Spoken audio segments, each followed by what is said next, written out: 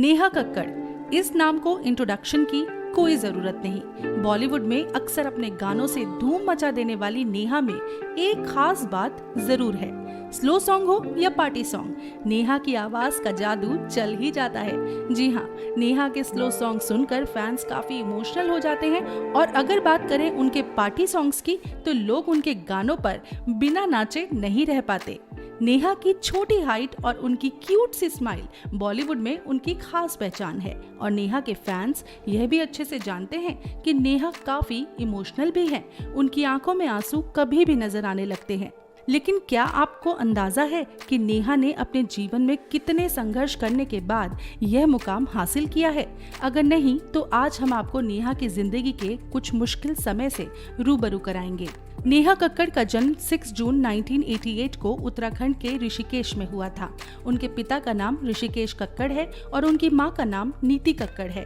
उनका एक बड़ा भाई और एक बड़ी बहन भी है। उनकी बहन का नाम सोनू कक्कड़ और उनके भाई का नाम टोनी कक्कड़ है। नेहा का जन्म एक गरीब परिवार में हुआ था। गरीबी का उनके माता पिता पर इतना बुरा असर रहा था कि उस वक्त पर वह नेहा को जन्म भी नहीं देना चाहते थे। लेकिन नेहा की मां को प्रेग्नेंट हुए 8 हफ्ते बीत चुके थे, जिसके बाद वह अबॉर्शन नहीं करा सकी। घर की आर्थिक स्थिति में सुधार लाने के लिए नेहा की बड़ी बहन सोनू जागरण में भजन गाया करती थी। अपनी बहन को देख नेहा ने भी 4 साल की उम्र से ही गाना शुरू कर दिया था और जैसे जैसे नेहा बड़ी होती गई, उन्होंने भी अपनी बहन के साथ जागरण में भजन गाना शुरू कर दिया। वैसे कितनी बड़ी बात है ना, जिस शो में एज अ कंटेस्टेंट आपने परफॉर्म किया हो और कुछ साल बाद उसी शो का जज बनकर सामने आना। शायद इसे ही अपनी मेहनत का असली फल कहते हैं, जो कि नेहा ने कर दिखाया। नेहा ने अपनी गायकी को साबित करने के लिए साल 2006 में इंडियन आइडल सीजन 2 में पार्टिसिपेट किया था। तब वह 11वीं कक्षा में पढ़ती थी। उस वक्त भले ही नेहा फाइनल ट्रॉफी अपने नाम नहीं कर सकी, लेकिन उनका कामयाबी का दौर शुरू हो चुका था। उन्होंने जी तोड़ मेहनत कर साल 2008 में अपना खुद का एल्बम लॉन्च किया, जिसका नाम था नेहा द रॉक स्टार, जिसे मीट ब्रदर्स ने कंपोज किया था। इस गाने से नेहा के करियर ने कामयाबी की ओर उड़ान भरी और उन्हें बॉलीवुड में उनका पहला गाना मिला, जिसका नाम था सेकंड हैंड जवानी।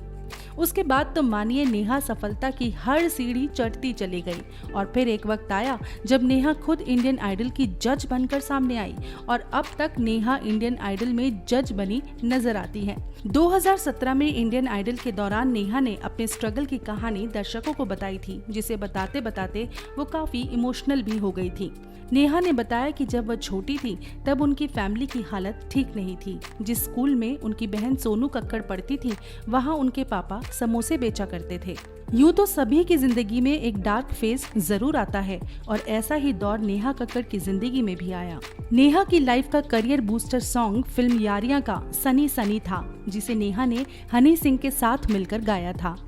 दिलचस्प बात यह है कि नेहा का अफेयर इसी फिल्म के lead role actor Himansh Kohli से शुरू हो गया था, लेकिन ये जोड़ी 2018 में ही अलग हो गई। नेहा अपने इस रिलेशनशिप को लेकर काफी सीरियस थी और ब्रेकअप के बाद वह डिप्रेशन में भी नजर आई और यहाँ तक कि वो सोशल मीडिया पर काफी दर्द भरे पोस्ट भी करने लगी थी।